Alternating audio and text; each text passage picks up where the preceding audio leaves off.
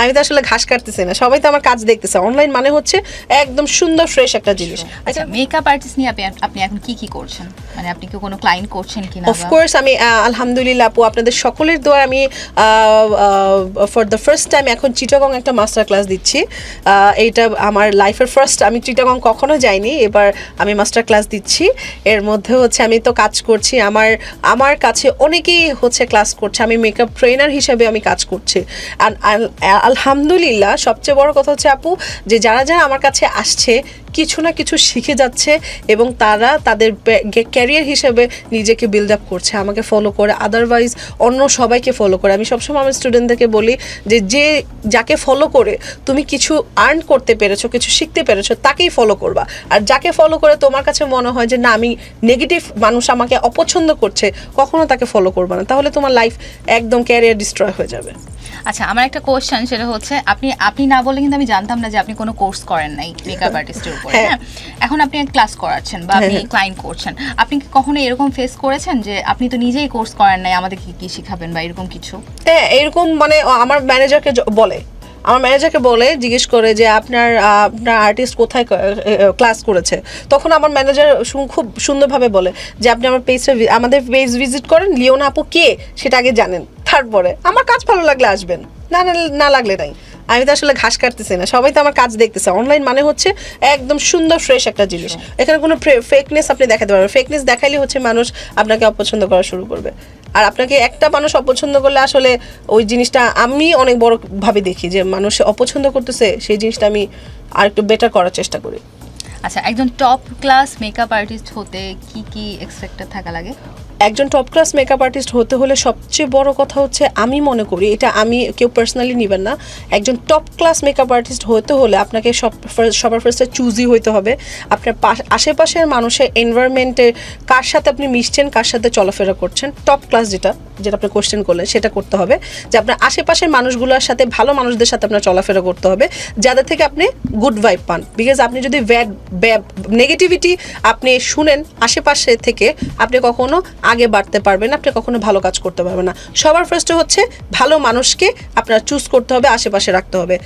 Second হচ্ছে যে definitely আপনার মানে স্ট্যাটাস মেনটেন, মানে একটা স্ট্যাটাস আছে না যে গুড জিনিস ব্যাড জিনিস সবাই ভালো মন্দ সব কিছু মিলিয়ে আছে, বাট আপনি একটু স্ট্যাটাস মেনটেন করে হচ্ছে নিজের স্ট্যাটাসটা, আপনি কোথা থেকে আসছেন, কোন ফ্যামিলি থেকে বিলং করেন, সেগুলো মেনটেন করে আসলে কাজগুলো চুজ করাটা।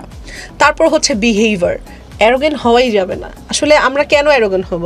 মানে যারা আমাদের কাছে আসছে তারা তো আমাদের থেকে আরও বেশি ভালো, মানে বেশি আমরা যে অ্যারোগেন্ট মানে অহংকারটা, আমি একটু এক্সপ্লেন করে বলি। অহংকারটা কেন দেখাবো? আমি হচ্ছে সরি, অহংকার কেন দেখাবো? আমি কি মানে বিউটি ব্লগার অথবা মেকআপ আর্টিস্ট, ইনফ্লুয়েন্সার, অনেক কিছু কারা বানিয়েছে আমাকে? যারা আমাদের কাছে আসছে, যারা আমাদেরকে ফলো করছে, তারাই আমাদেরকে বানিয়েছে, ঠিক আছে? সো যেমন হচ্ছে আপনি পছন্দ করেন, আপনি আমাকে ফলো করছেন, আপনি আমাকে 10টা মানুষের কাছে গিয়ে বলবেন যে হ্যাঁ লিওনা আপু এমন, তো অহংকার থাকাই যাবে না। আপনি অহংকার করলে আসলে মানুষের মনের কাছ পর্যন্ত পৌঁছাতে পারবেন না। সো অ্যারোগেন্ট হওয়া যাবেই না। আচ্ছা, ব্র্যান্ড প্রমোটারদের কি চ্যালেঞ্জেস ফেস করতে হয়? ব্র্যান্ড প্রমোটারদের অনেক চ্যালেঞ্জেস ফেস করতে হয় আপু। মানে অ্যাকচুয়ালি দেখা যায় কি, যেমন আমি এখন আমি অসুস্থ, বাট মানে একটা ফেস্টিভ আসছে, আমি অসুস্থ, সে প্রোডাক্ট পাঠিয়ে দিল, আমি লাইভ করতে পারছি না। এই জ্বর অবস্থা আমার এমনও আছে, আমি 103 জন নিয়ে আমি লাইভ করেছি। এই লাইভটাও এখন মানে অনেকেই হচ্ছে এটা স্ক্রিন রেকর্ড করে হচ্ছে মানে ভাইরাল করছে যে একটা ব্র্যান্ড প্রমোটার কতটা সাফার করে আসলে। তো তখন কিছু বলা যায় না। আর আবার কিছু মানুষ আছে যে আমি একটু এই বিষয়টা একটু ক্লিয়ার করতে চাই যে আমরা ব্র্যান্ড প্রমোশন করতেছি, আমরা কিন্তু আসলে টুকরি নিয়ে রাস্তার পাশে বসে 10 টাকা নিয়ে যান এসে পড়েন, নিয়ে যান 10 টাকা, একটা কিনলে 2টা।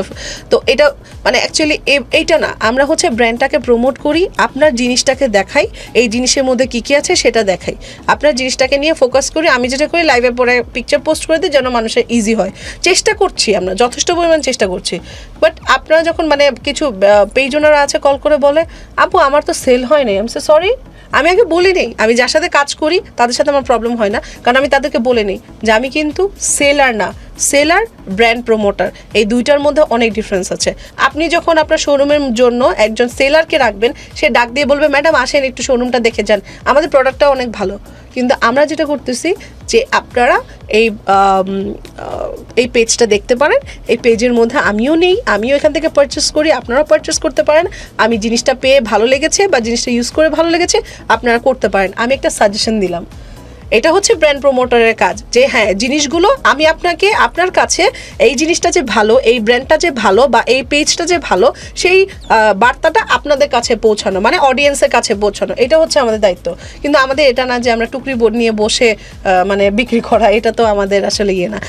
কল দিয়ে বলে আপু জাস্ট আপনি লাইভ করেন, আপনি মানে একদম চোখ বন্ধ করে করেন, কারণ আমরা জানি যে আপু মানে আমি এটা জাস্ট হচ্ছে অনলাইন পপুলারিটির জন্য বা অনলাইনে একটু জিনিসটা স্প্রেড করানোর জন্য আমি লাইভ করাচ্ছি। অনেকে বুঝে, যারা প্রপারভাবে স্টাডি করে আসে যে অনলাইনে লাইভ করাটা কি, কারণ আপনার ফার্স্ট লাইভের মধ্যে আপনি সব কিছু আপনার প্রোডাক্ট সেল হয়ে যাবে এমন না। আমরা ইদানিং যে একটা জিনিস দেখতে পাচ্ছি যে ব্র্যান্ড প্রমোটারদের রেমুনারেশন নিয়ে একটা কিছুদিন আগে একটা প্রবলেম হয়েছিল, ওটা নিয়ে আপনি কি বলবেন? আসলে প্রবলেম এটা স্বাভাবিক কথা। দেখেন, ব্যবসা বাণিজ্য আসলে আপনি একটা বিজনেস যখন করবেন আপনাকে ইনভেস্ট করতে হবে, ঠিক আছে, আমি যখন ইনভেস্টটা করবো আমাকে তো আসতে হবে, ঠিক আছে। তো আমাদের ব্র্যান্ড প্রমোটারদের সাথে আমাদের কথা বলবো না, বাই দ্য ওয়ে আমি এত রেমুনারেশন নেই না, আমি মানুষের উপরে এত প্রেশারাইজ করি না, আমি আমার থেকে যতটুকু সে বেনিফিটেড হবে আমি ততটুকু রেমুনারেশন নেই, আর আমি চেষ্টা করি মানুষের জন্য মানুষকে হেল্প করতে। কারণ একটা ব্যবসা, আমি জানি যে এতটুকু কামাই দিয়েও মানুষের কিন্তু সংসার চলে, মানে অনেকেই আসে আমার কাছে। সো আমি ওই টাইপের ব্র্যান্ড প্রমোটার না, আমি বলছি আমার বিষয়টা, কেউ পার্সোনালি নেবেন না কষ্ট করে। তো আমি আমাদের কথা বলবো না। তো ওই টাইমটার মধ্যে কিছু ব্র্যান্ড প্রমোটাররা ছিল যারা হচ্ছে একদম আকাশ ছোঁয়ার মতো তারা রেমুনারেশন নিত, এটার জন্য তাদের জন্য আমাদের শুনতে হয়েছে যে আমরা নাকি মানুষ থেকে, এটার জন্য আমরাও বুলিং শিকার হয়েছে তাদের জন্য। কারণ একটা মনে করেন যে কি বলে বিবিএ কমপ্লিট করা মানুষ হচ্ছে এত এত টাকার মানে কি বলে জব পায় না যে রেমুনারেশনটা একটা লাইভের মধ্যে মানুষ নেয়। আপনি হয়তো বা এটাও ফিল করবেন যে আপু আমি তো অনেক এডুকেটেড, বাট আমিও তো এই একটা লাইভের মধ্যে এইটা মাসেও আমি পাই না। এটা স্বাভাবিক, এটা নর্মাল একটা বিষয়। সো আমি কেন এত রেমুনারেশন রাখবো? Why? Because I am very famous, because মানে আমার লাইভ 1.2K 1.3K হচ্ছে এটার জন্য। আরে ভাই, আপনাকে তো আমার আগে তো দেখতে হবে। আমি কেন বলতেছি এটা, আমাকে অনেকে আমার মানে এই শোটা দেখে বলবে যে ওফ আসছে একেবারে দয়াল ব্যক্তি। ভাই, আমার ফুল ফ্যামিলি বিজনেস করে, আমার ফুল ফ্যামিলি হচ্ছে পুরান ঢাকার, যেহেতু তারা বিজনেস, তারা আসলে যে জব করারটা প্রেফার করে না, সো বিজনেসম্যান সবাই। তো আমি জানি আমার হাজব্যান্ড যখন বিজনেস, যেহেতু আমার বাবা করেছে, আমার ভাই করে, আমার হাজব্যান্ড করে, তো আমি দেখি যে তারা যে ব্যবসা করতেছে, তারা তো ইনভেস্ট করতেছে, মানে ইনভেস্ট কেন করছে, সেটা যেন একটা ফিডব্যাক ভালো পায়, যে তার এরকম যেন আর্ন হয়।